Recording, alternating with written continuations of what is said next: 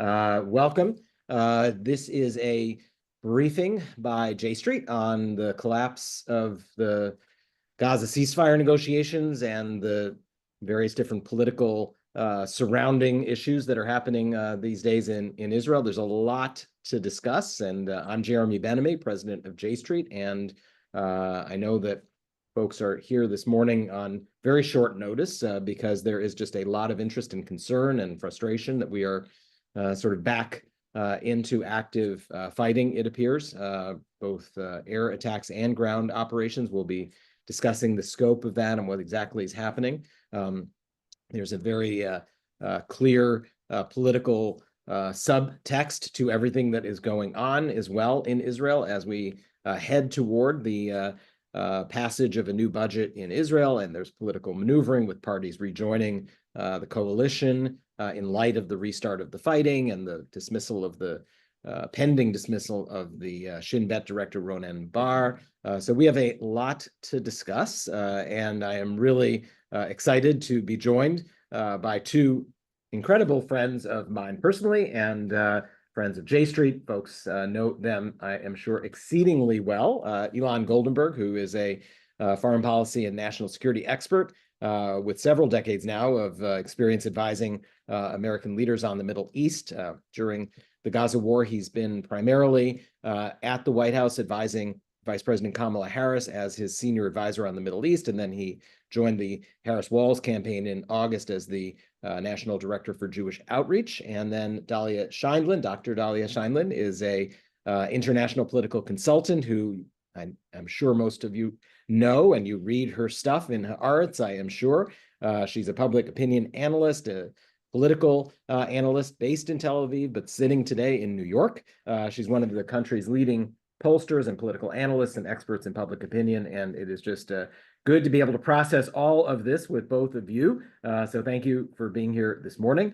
Ilan, I'm going to start with you and just ask you to give us a lay of the land. You know, what exactly is going on? Is this a quote unquote return to war? Are we just returning to fighting? There's an air operation, there's a ground operation. What exactly is happening, and what does this mean for last weekend's? It seemed imminent that we were going to hit some form of extension of the ceasefire. So tell us where we stand. Sure. Well, maybe, Jeremy, I'll start. And first of all, thank you for having me, and always great to be with J Street and with you and Dahlia. Maybe I'll start by just like where we were in terms of the ceasefire and why it collapsed. I think essentially what we had was a ceasefire deal with phase one, right? Which I think people are familiar with at this point, but we should just quickly go through. I think it's worth doing, yep. Which included hostages coming out on the Israeli side in exchange for Palestinian prisoners, resuming aid flow into Gaza, and Israel moving out of certain areas. All of those pieces, and then one additional very important piece, which was really important for Hamas, was going into about 2 weeks into the ceasefire, was supposed to be the beginning of the discussion on phase two, which really was about the end of the war and what does post-conflict look like? What does post-conflict Gaza look like? There was a lot of challenges in implementing the first pieces of the everything else in terms of the first stage of the ceasefire.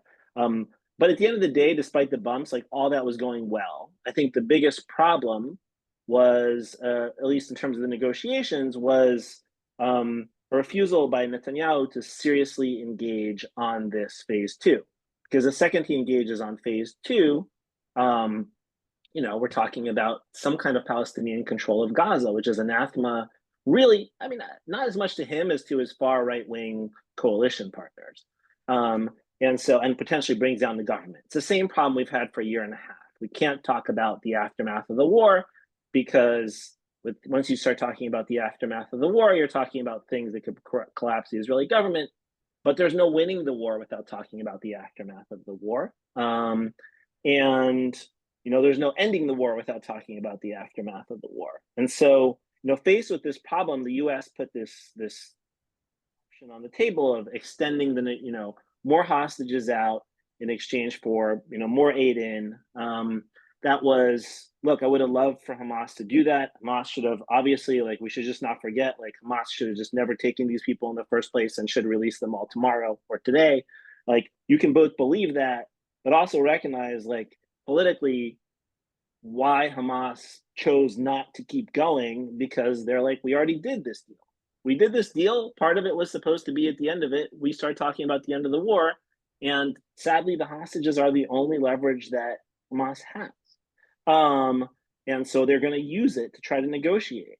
And if they give away all the hostages, they have no leverage for ending the war. And so I think this is ultimately like what drove us back into the conflict, combined with the politics, which I'm sure Dahlia will talk about in terms of the domestic political calculations Netanyahu was making in addition to that. So maybe I'll stop there. I could also go into like what's physically happening on the ground, Jeremy, if you want me to do that now, or we can do that in a bit.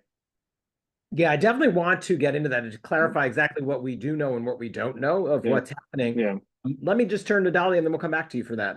Sure, because sure. Dahlia, I do think that, this is exceedingly important to understand the domestic political context in which all of this is happening. This is about the continued effort by the prime minister to hang on to power. It comes at a time when the hostage families are exceedingly vocal and very clear that a return to war in their, in the majority of the families' view puts their relatives and the lives of the hostages in deep danger. It also comes at a time when the prime minister is trying to fire, for the first time, I think, in Israel's history, the director of the Shin Bet.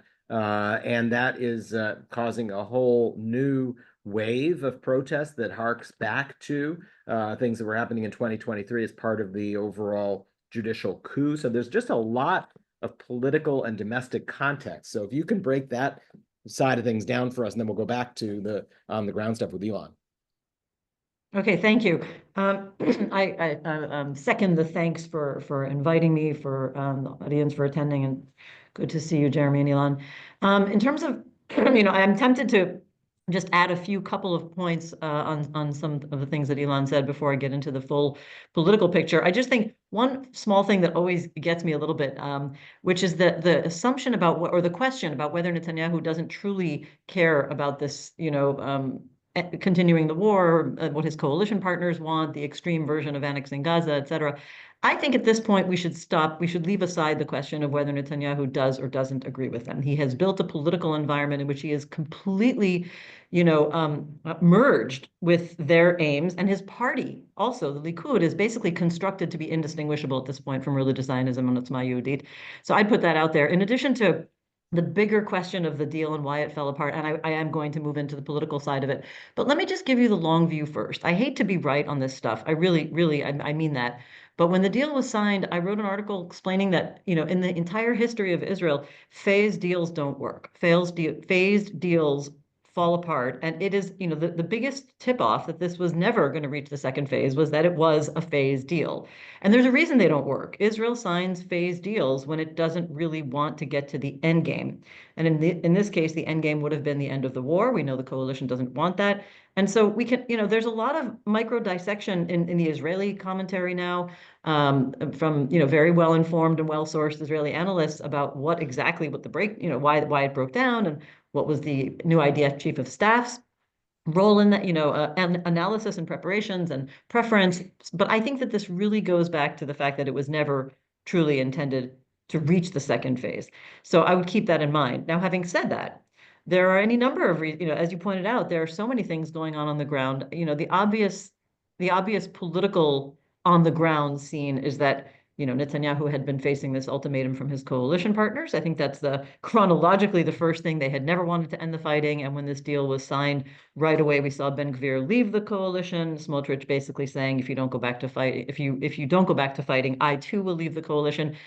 I would put out there whether that was a bluff, because those, when Ben Gvir left, there was still a government and Smotrich remaining. I mean, I would say from their calculations, if they have, strategic and rational political calculations, in addition to their religious fundamentalist ideology, there are a lot of reasons why they would prefer to stay in the government. Elections will be a very big gamble for them. But nevertheless, no, Netanyahu wasn't planning on calling that bluff, because he basically agrees with them. So that's one thing. The other thing is that Netanyahu, definitely, in order to be able to continue the war, I think that there is a connection with, we always have to see the connection with the domestic, the judicial overhaul. Maybe we should change the name. It's essentially a state capture by the executive branch because it doesn't attack only the judiciary. Yes, a couple of weeks ago, the prime minister wanted to fire the attorney general, and there is essentially an ongoing constitutional crisis about that. But the reason he wanted to fire her was because I think it's always attacking the judiciary was always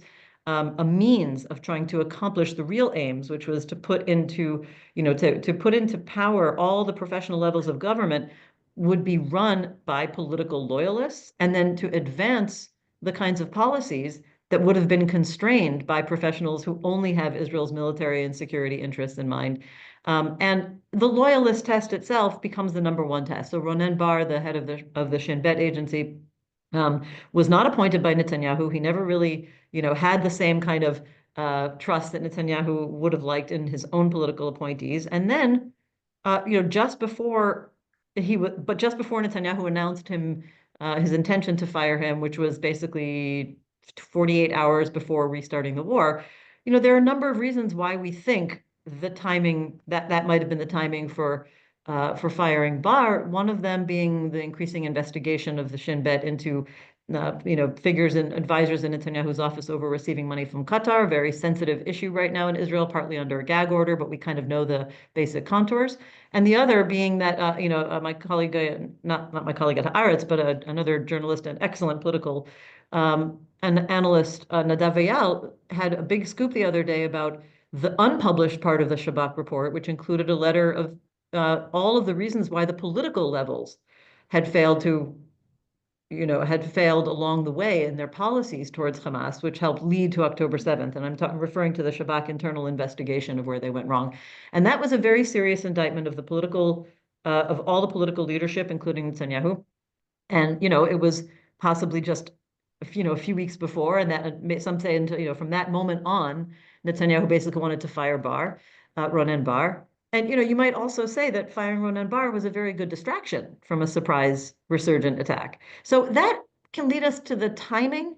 But I think ultimately, when we want to understand the resurgence of fighting, the bigger picture is always going to be the immediate point of wanting to keep a coalition together and a very long view of understanding that Israel, if it's going to sign phase deals, doesn't want to get to the end game being what Jeremy mentioned before, which is an end to the war and or relinquishing control in Gaza, which is, of course, part of the longer term goal of never moving ahead towards Palestinian self-determination, something that's been a long-term ideology of Netanyahu, not just an expedient kind of political calculation. There's Sorry for going so off much mic. to unpack, in all, there are just so many layers to this, and the whole way you laid out some of the issues around Netanyahu and loyalty tests and the levers of control and firing people. I thought for a second you were talking about what's happening here in Washington, but then I realized you were talking about, it's just so parallel. It is unbelievable, and we'll come back. We had it first. Right. No, you've shown the way.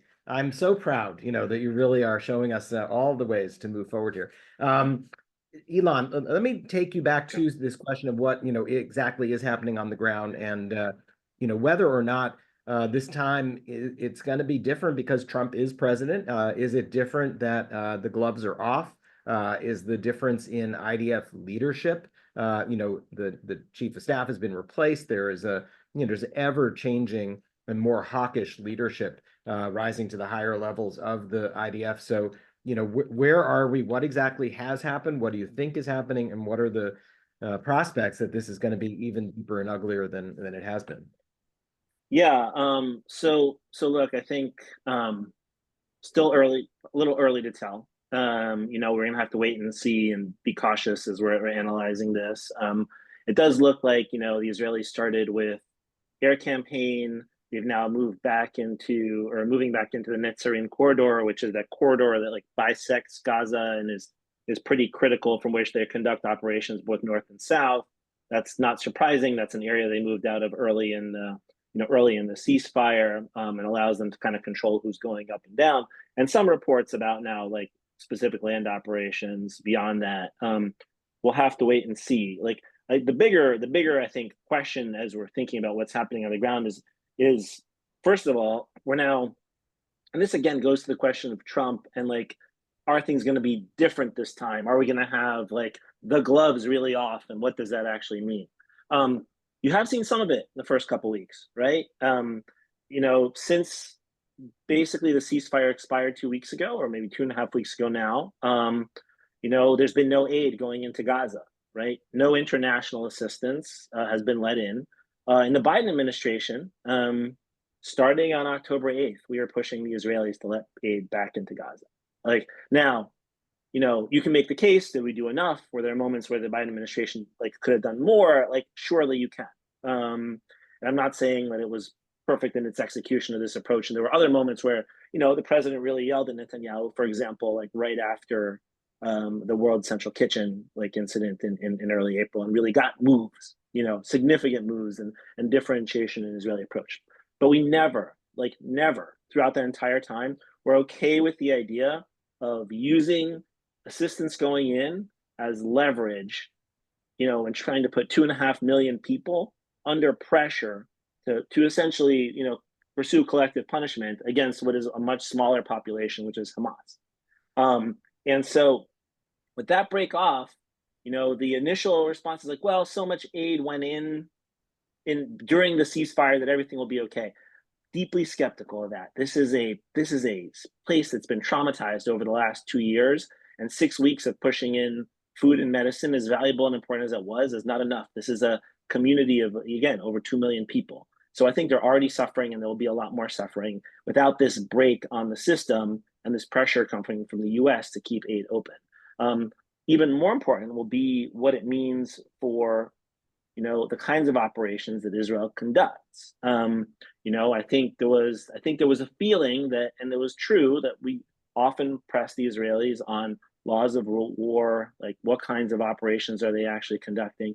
Again, like, did the Biden administration do enough? Were we always successful? Like, certainly, like, were we always successful? Certainly not. Were there things that were deeply problematic? Like, absolutely. But there was always this, at least, pressure coming from Washington and signal. And I think the Israeli military knew it, and Netanyahu knew it, and it acted as a restraint.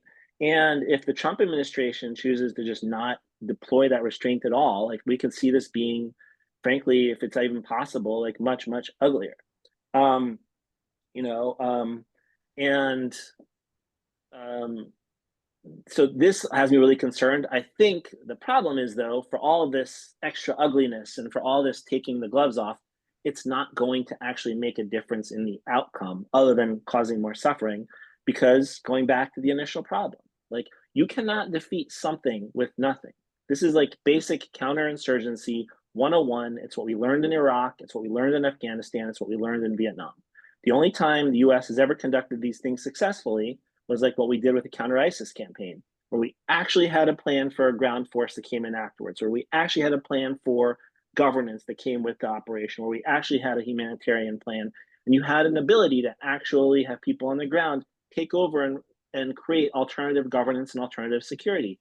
There is a refusal by the Israeli government to do that, despite, I think, a realization, like, within the security establishment, that this is necessary.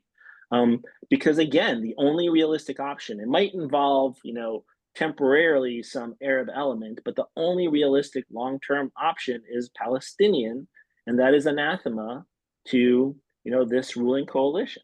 And so we're going to have potentially all this suffering without necessarily any kind of a better outcome or achievement. I will say one thing on at least the positive note, or maybe from the optimism perspective. Donald Trump is incredibly unpredictable, and it's unclear what sets him off. Like, and he could see something on TV, like images of Palestinian children, that really touches him.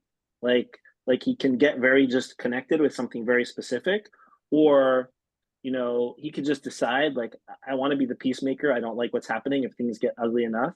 And he can very quickly switch and decide to call Netanyahu and basically say, turn it off. And I think if he does that, he has a fair dose of leverage, precisely because of how popular he is with Netanyahu's voting base, which is all Netanyahu cares about.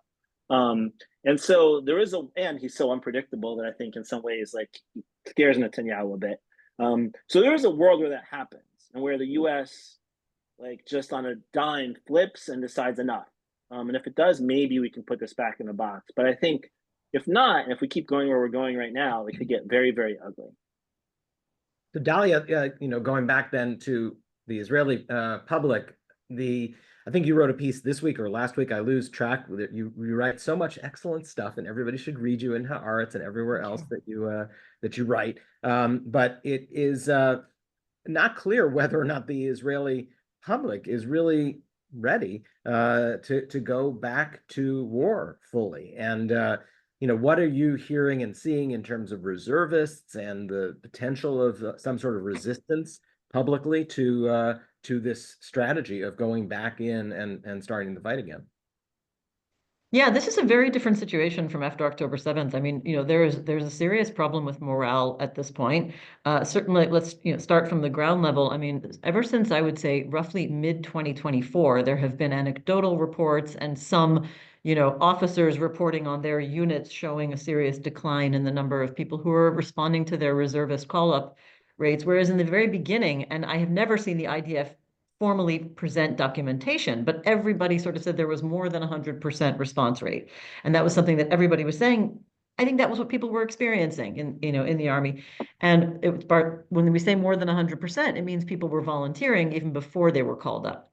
So of course, it's natural you're not going to maintain that level of urgency among all of the reservists. But think about it. Now you have reservists who've done 100, 200, 300, 400 days, and numerous tours of fighting either in Gaza or in the northern border or now in Syria or or on the home front or whatever it is.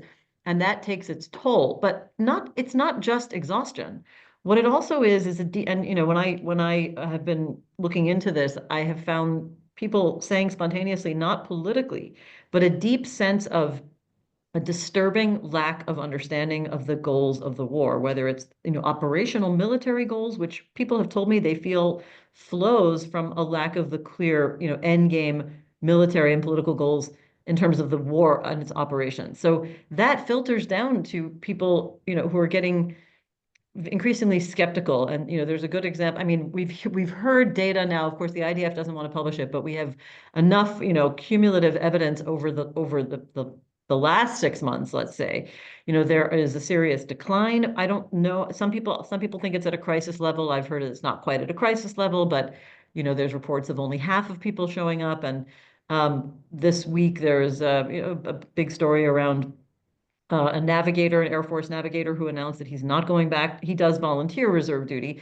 but he said he's not going back. And, the Army basically kicked him out entirely. And now he's been forced out of his job, or he's resigned from his position as the head of a pre-military academy. And it's becoming a symbol, I think, not to mention tens of thousands of people on the street, Right. In the couple of days around the start of the war, because some of those protests were already planned because of the announcement of firing Ronen Bar, and kind of as an extension of the protests against firing the attorney general. But that had reached a peak kind of mobilization already.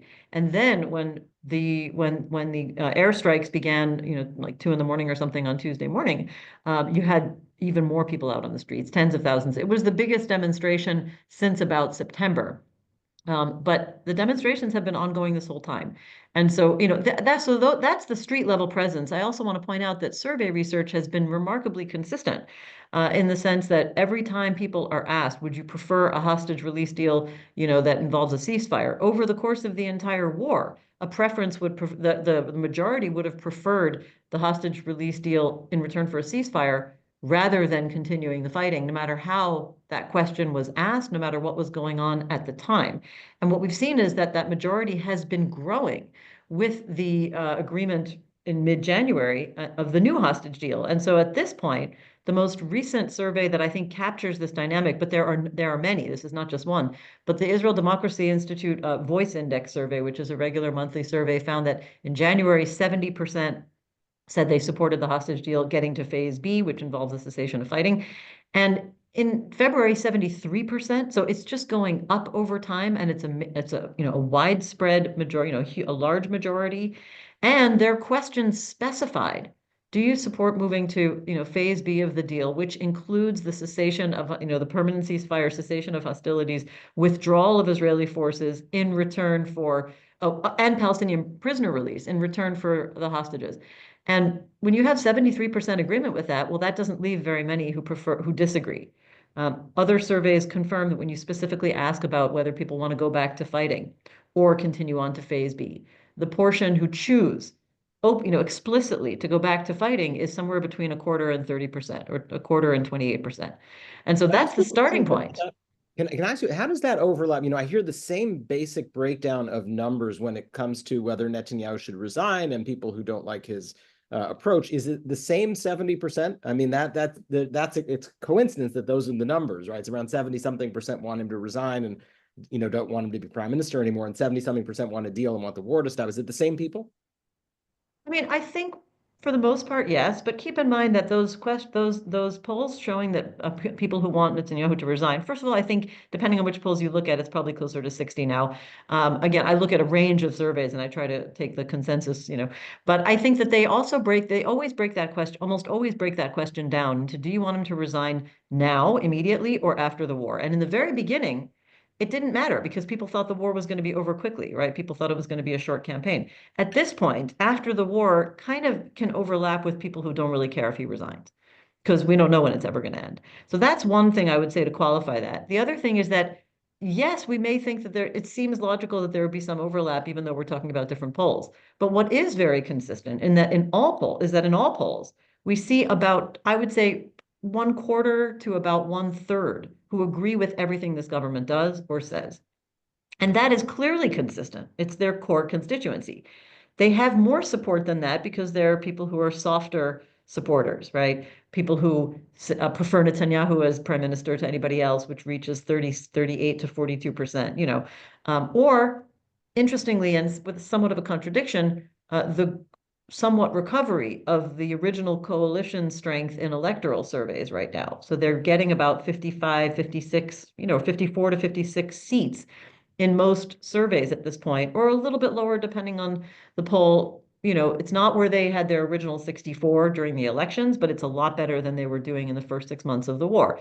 So you do have over 40% who would still vote for the original parties of the coalition, but that coexists with a much bigger majority who oppose specific policies and a range of policies, from going back to the fighting, to getting a hostage deal, to establishing a commission of inquiry, and as you point out, ultimately kind of wanting Netanyahu to resign.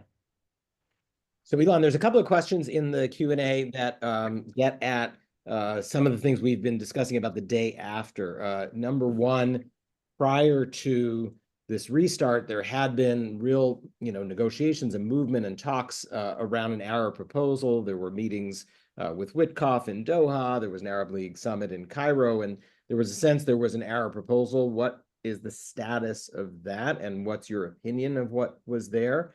And then second, I want to be really clear, because there's a question that maybe implies we haven't been clear enough, that we all understand that there is no day after with Hamas still in control, right? I mean, that's a J Street position. I think it's a shared position across, rational, reasonable people who understand they can't be in control anymore. So what is the Arab proposal strategy for actually facilitating the removal and, permanent ouster of Hamas from military and governmental control of Gaza?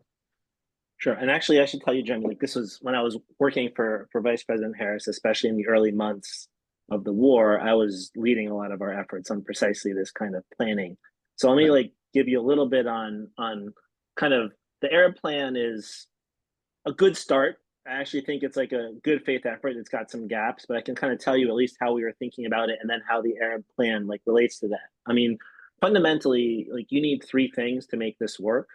First, you need security on the ground. And because you need to replace Hamas with some kind of alternative security. In the long term, that security can be Palestinian security forces of some sort. Probably, and the US has quite a history of successfully training Palestinian security forces. In the immediate term, you're probably going to need some kind of international force to step in, maybe some kind of Arab leadership. On this security piece, this is the hardest piece. It's also the piece where the Arabs have probably, the Arab plan falls shortest because it's the most politically sensitive for them, not something that would be very easy to do in a multilateral setting. I think the Egyptians would be willing and have made some quite indications on potentially willing to take a significant role, and they'd be the most important player in that. If like it's clear they're not taking it on their own, and if it's also clear that there's a clear pathway to Palestinians ultimately taking it, so they're not stuck basically running Gaza in perpetuity, which is like one of their biggest concerns. So the second piece that you have to deal with is governance, where the Arab plan does, I think, a very comprehensive job. And then I think most plans involve some kind of a transitional government, like technocratic. It has elements that include the Palestinian Authority. It has people from Gaza. Hamas has to agree to it, but Hamas cannot be part of it. So basically, Hamas needs to agree to kind of sit back. I think in an ideal world, you would also have, there's a history. I don't know if it's possible. Certainly, like Netanyahu has been demanding it. And if we could get it, I think it'd be great. Like a bunch of the leadership of Hamas, like leaving or being like going elsewhere. I don't know if they'll ever agree to that. But there is at least a history and a precedent, 1982 in Lebanon, where the PLO left Beirut. So, but that's kind of the governance piece. There, I think the Arab plan is serious and good, and we need it really to be led by them. The third piece is reconstruction and humanitarian aid, and just the major surge of assistance. We're talking about billions of dollars that need to go back in to rebuild Gaza over like a very long period of time. And here again, the Arabs are willing, I think, to put real money and investment in the game. Certainly, this is going to require Saudi Arabia and UAE to do a lot to lead. And so I think there's a willingness there. Where I think the plan currently stands, and actually, I should say, all of this does not eliminate Hamas in one day, but over time, basically creates alternative power centers that weaken Hamas and ultimately get rid of Hamas. Right? That is the long-term objective. Are you ever going to totally eliminate Hamas from Palestinian society? I don't believe you will. But can you take it out of positions of governance by creating alternatives? That is what we did in the counter ISIS campaign. It's what we did for what we failed to do in Iraq, what we failed to do in Afghanistan. But it's history kind of tells you that this is the only way you can do it. In terms of where it actually stands now, look, the administration initially rejected it, preferred their plan of, moving all the Palestinians out of Gaza. I think I've kind of come around. At least I think Witkoff has talked about this being something they can engage on. So I think it's an opening gambit. I think it's better than where we were a year ago on this. But we were pushing these. Look, we had a bunch of these ideas on paper being proposed to Israelis, to Palestinians, to Arab leaders, as early as November of 2023. And so if we'd started working on that then, and if you had a willingness to get working on that then, I think we could have made, a lot of progress. And by the way, I should say the willingness is not, the biggest willingness question is the Israeli side and willingness to actually even talk about it. But it's also, the PA has all kinds of challenges and wants to take all of Gaza. They want all the commitment and are worried about an alternative power source, and they don't have the ability or the track record to be able to do that on day one. The Arabs, the Arab states, all have their own opinions and views and different horses that they want to back. So they have this joint Arab plan, but there's still a bunch of jockeying going on behind the scenes. So it's not just, and obviously you've got Hamas, right? And so it's kind of all these things that stand in the way. It's not just Israel. It's this incredibly hard and challenging environment, but it doesn't help. You have an Israeli prime minister who won't even talk about it in any kind of a serious way. So there are some really great questions in the Q&A, and I basically at this point know everybody who's asking all the questions. So they're thoughtful, intelligent, wonderful questions. I do want to say a lot of the things that we're discussing here obviously take much more than the hour we have to dive all the way into. I want to encourage people to follow Dahlia's writing, where she does it, in Haaretz and in other places. I have a Substack. We'll put the link into that. Ilan has a Substack. We'll put a link to that. We're all writing and sharing our thoughts on a lot of these questions. And so I hope you'll subscribe to all of our various different writings and, help us spread some of the thoughts and analysis. Ilan, I see you're Oh, raising just your... one other thing, Jeremy, is we also, J Street, I know, just put out a like plan on Gaza a few days ago, kind of a policy brief on Gaza, which outlines a lot of what I was also just talking about. Right. So So we'll put the mix these of links additional things to read about. into the chat for all these resources.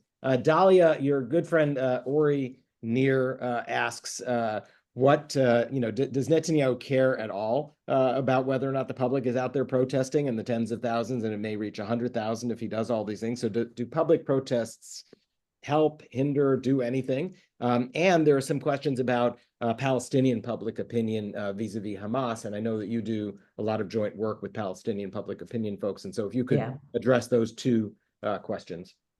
Yeah. So with relation to, whether the demonstrations and the street presence change, Israeli policy, remember that it's, first of all, in general, it can be pretty hard to connect a massive, civic uprising anywhere in the world with direct results that they're demanding. Oftentimes there are, I think, more incremental results, or in Israel's case, over the course of 2023, the protests were able to slow down the judicial overhaul, which is what they were protesting. They were not able to stop it. They have not been able to achieve the major sweeping demand of the protesters throughout the course of the war, which is full hostage release. Although some credited the first hostage release deal with a major public presence and public demands, which, a lot of people think that Netanyahu did not have an interest in reaching even the first hostage release deal until there was a major public, outcry and demonstrations and marches. However, just again, to keep the long view, Netanyahu first faced a massive public protest, which reached hundreds of thousands of people in 2011. Okay, we're talking 14 years of Netanyahu practicing and honing his skills of containing, diffusing, kind of deflecting public anger. And, there's a way to do it. And it's interesting. I mean, he has learned that you can let them play out their energy. He doesn't have crackdowns like you see in some of the more authoritarian countries. I mean, yes, there's always the question of police being a little bit tough on the protesters, but sometimes Netanyahu kind of goes a little bit of the way in their direction to appease them on some level. He's played this out again and again, right? He got through it in 2011. He then went on to sweep elections for the next, decade, more obviously. And these massive protests over the course of 2023, again, they were able to barely slow the judicial overhaul. And really, the only time he ever actively changed a policy was when there were hundreds of thousands of people in the street one day. That was extremely disruptive, and that was after he announced that he was going to fire then Defense Minister Yoav Gallant. Hundreds of thousands of people came out, which creates a real disruptive kind of blocking of traffic and blocking of trains and highways. But also, it wouldn't have happened without a general strike. And the fact that Israel was able to call a general strike that day was the only thing, I think, that really caused him to, pause and then eventually reverse that particular policy. So it only really pressures Netanyahu when there is a very material cost to pay, to the tune of tens of billions of shekel, per day, roughly. Or, we don't know the exact number, but there's like estimates of how much it costs the economy per day when there's a general strike. Israel has not been able to repeat a general strike then. The only time that anybody tried during the war was after one of the most, painful episodes in this whole phase was when the 6 hostages were executed by Hamas, and there were massive demonstrations once again, hundreds of thousands of people.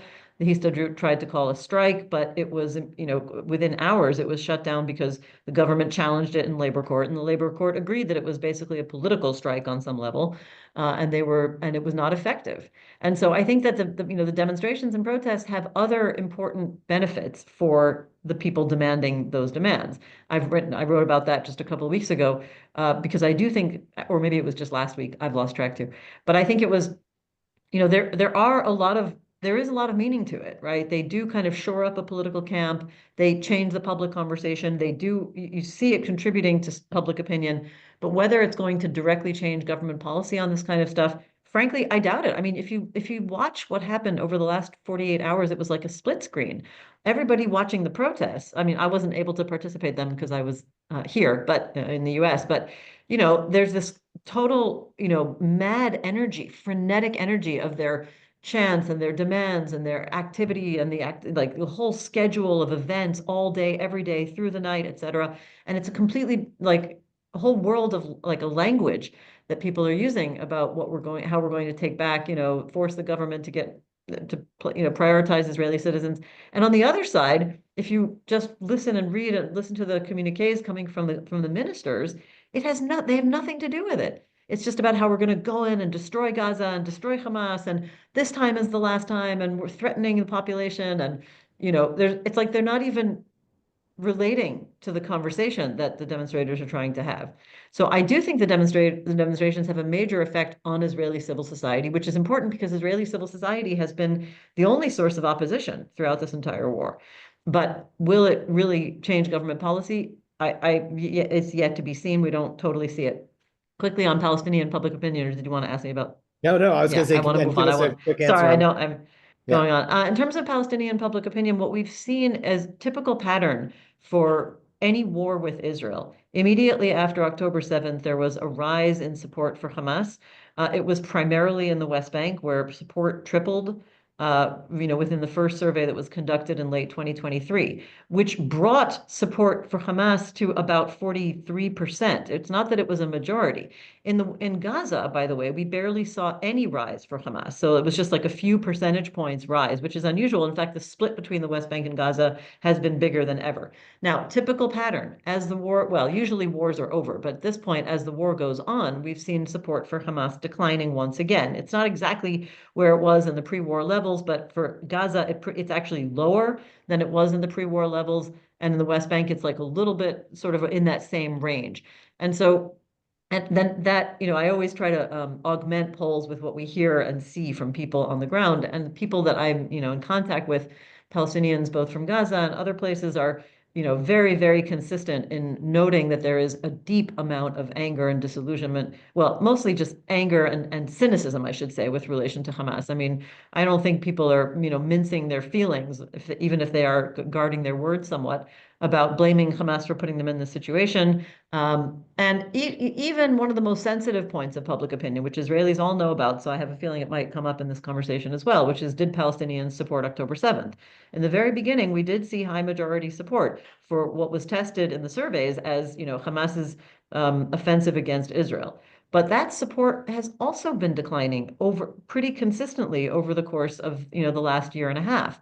It's down about 30 points, well, let's say 20 points, I should say. So still a majority, not something anybody likes to see, but it's significant decline as sort of the rallying effect of the war, if you think about it in typical military terms, fades away.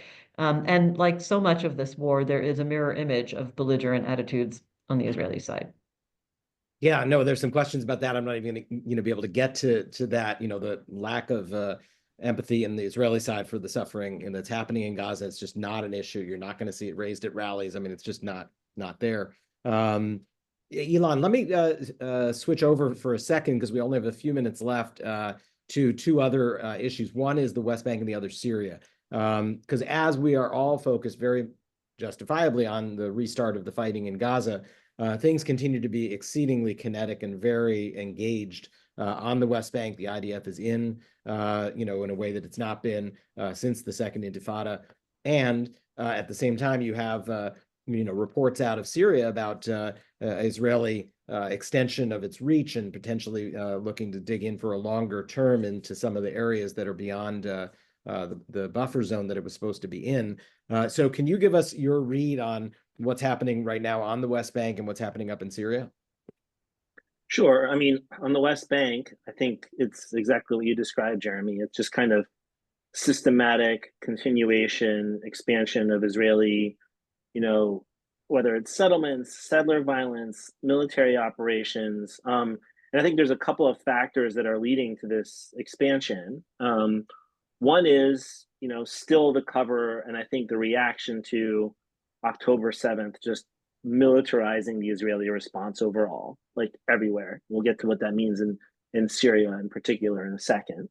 The second is, nobody's talking to the, like, internationally, nobody's talking to the Israelis about the West Bank. They hear very little from, I mean, they heard from us in the Biden administration, but like, at least specifically on settler violence and some of the things that we did there, especially the executive order. But I admit that before October 7th, like the West Bank was a much bigger part of the conversation. And as has traditionally been the case when you're dealing with things like settlements and settler violence and expansion of territory, you know, when the international community looks away, like, certain elements in the Israeli government take advantage, and you have in Smotrich somebody who is incredibly adept, incredibly ideological, incredibly determined to do this, and has just been systematically changing, like, the way the West Bank is governed, the role of the military. You know, you have a new IDF West Central, Central Commander, who's much more sympathetic to the settlers than the old one. You have all these things that are happening that are just systematically causing this, deterioration of the situation. Like, along with, so far we haven't seen it. I kind of thought one of the ways, and it's still out there, one of the ways Netanyahu, like, Trump convinces Netanyahu to end the war if he wants him to end the war, and Netanyahu wants to keep his government together, is Trump kind of greenlighting, annexation as kind of a sop to, like, Smotrich and Ben Gvir, like, yes, we're ending the war in Gaza, but here you go. Like, and that's still, I think, a possibility that hangs out there that makes me quite nervous. Yeah, I see Dahlia nodding. Well, I'm nodding for two reasons. First of all, why do you think it's a possibility? It seems like it's definitely been implemented already, in the sense that the day that the deal, that the hostage deal was announced in January, which was January 16th, really the very next day is when Israel started a major operation in Jenin, and has basically continued. So I feel like it was a clear 1-for-1. I'm also only nodding because, shortly after the election, I had said, in some in like webinars like this, that seems to me there's going to be a complete transactional approach, like a quid pro quo. You do what we want on one of the fronts. I didn't know it was going to be, whether it was going to be Gaza, West Bank, or the regional aspect, and we'll give you something very far-reaching on the other fronts. And some people thought I was, being overly transactional. So and I don't, webinars honestly, like this is a special webinar. I just want to say that, you're not doing webinars like this all the time. Ilan, but we'll back say, to Syria. like, Tell us a little bit about Syria. What's happening in Syria? Sure. And one last thing on West Bank, which is, I don't know if it's just like a lack of caring by the Trump administration and the Israelis just see the opening, or whether it was an explicit deal. I don't know, but like, but it doesn't really matter. Of course, the outcome is the same. Syria's a little bit different. I think it's less ideological. I do think in the aftermath of October 7th, like, what you do see is the IDF, from a military perspective, being just much more concerned about creating these buffer spaces in order to prevent future, October 7th like events, right? And you've seen that in Lebanon, you've seen it with Syria, and then certainly with Gaza. And so I think that is kind of the explanation for why you see the Israeli military in the kind of vacuum that's been created in the aftermath of the fall of Assad. And it's a complicated situation. This guy, the new Syrian leadership, there's, like, really clearly a history of support for Al-Qaeda and other extremist groups on the one hand. On the other hand, thus far, like, they are kind of saying the right things and doing some of the right things. And so you got to figure out how to, at least I think the approach that makes the most sense, and one that the US is to some extent taking, is like, it's like distrust and verify, but give them some space to work, right? Like, and if they do the right thing, then you maybe start to relieve sanctions. You start to, like, create a little bit more space there. That's kind of the American approach, roughly, and some of the international communities thinking that way. I think Israel is just much more risk averse. Generally, has always been, like, risk averse when it comes to things like that. If you even go back, 15 years ago to the Arab Spring, while a lot of the rest of the world was, like, embracing this moment of opportunity, Israel from the beginning was like, and I think turned out to be justifiably to some extent, like, this is going to be bad. Like, we are concerned with instability, and so I think there's that happening again. And so it feels much less ideological, and less about like West Bank, Gaza, and Palestinians, and much more about just security concerns. Though I do think there's a bit of an overreach here, and I also think that, look, the reality is if Israel would have just listened to the intelligence that was actually like being gathered, if the Israeli military and political and intelligence echelon had actually just paid attention to everything that was coming out, like it was could have been perfectly militarily prepared to prevent October 7th. It wasn't the lack of a buffer, it was the intelligence question that was, and the ignoring of intelligence and warning signs that was like ultimately the key thing. So I don't think creating big new massive buffers in places like Syria is ultimately like the right answer. It also just ends up creating a lot of friction with Israel's neighbors. And with but that's at least kind of my explanation of where we are in Syria. So we're coming around to the top of the hour, almost done. Couple of questions. There was a little bit of breaking news for me in our little prep session right before the call. I think there's a understanding among American observers from afar that there's a big budget crisis and a budget deadline, and maybe the government might fall if it can't arrange a budget. I mentioned this to Dahlia in the prep session. She said, "Oh no, the budget passed 2 nights ago." And I'm like, "What?" The budget law, So, yeah. Breaking news. Yeah. Do you want to share with the 400 of our closest friends here exactly what is going on with the budget? Well, the budget law, has to be passed before the final stage of actually passing the budget, but I think is really the first, and to my mind, the biggest hurdle was passed 2 nights ago. I think it was 2 nights ago now. I've lost track with the time differences, but and it passed with 63 votes in Knesset, which is basically, an indicator, I think, of where we're going for the final stretch, and it's also an indicator of how strong this government is now. So. I mean, I think that, the idea, to my mind, the idea that this government would fall either over the hostage deal, the ultra-Orthodox draft, or the budget was only, like, I would say I would tweak that analysis because many people thought those are the three prongs that could bring down the government. I think that ultimately the budget has always been a proxy for other issues. In other words, the legislators would only vote against the budget, which would mean, toppling the government, if they were really playing out their interests on one of the other core issues. So I have to say that I was never quite as invested in the idea that the budget itself was going to bring down the government. So, there are numerous questions in the Q&A about the prospects of the government falling early, of how do we get rid of this government? How do we get elections? How do we get a new party in? Bottom line, this government is going to serve through to the end of its term in the fall of 2026, and the elections that matter are going to happen at the end of next year, and that's what everybody needs to be focused on. Is that your sort of I mean, I say never, because the first two Of are the course, major ideological questions, right? The first two will not go away over the next year and a half.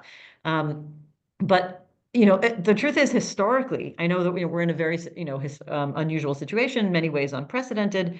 But if you really look, there are a lot of things that signal continuity with dilemmas that Israel has been dealing with for all of its history. And when it comes to what actually topples Israeli governments, usually it has to do with the ultra-Orthodox draft or something to do with religion and state, almost as much, if not more than, depending on how you count, than issues over, conflict, Israeli-Palestinian issues, peace processes, et cetera. So, I mean, that's the historic, background to it. Right now, it just doesn't look like Israel, like the current Israeli government is going to put itself in a position where the coalition would be divided over some future deal that would involve cessation of hostilities, because this government doesn't want to stop the hostilities, and the U.S. government apparently has made that one push and maybe doesn't want to anymore. I don't know. And we all know that Trump is unpredictable. So all of this could change if Trump wakes up one day and says, no, I really want, a next deal.